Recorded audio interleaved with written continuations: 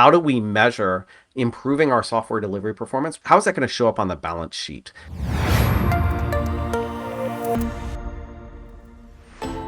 I'm an engineering manager. I bought into the concept of DORA. I think this is really important, but it's going to take resources. How do I sell the idea of adopting DORA metrics up the chain? DORA is the framework that helps you get better at getting better. It's all about continuous improvement. And in order to continuously improve, you have to first understand, where are you today? And that, I think, is really the value of this research framework.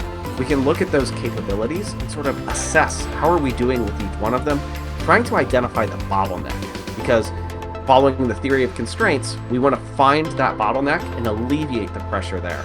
These metrics are for the teams. They're not for the leaders. It's for the teams to understand and sort of coach themselves and use those metrics as a retrospective mechanism so that they can then design the right next improvement or next experiment to run across the team. If you go over to Dora.dev and go to the publications side, you'll find there's a research study that we put out, the ROI of a DevOps transformation.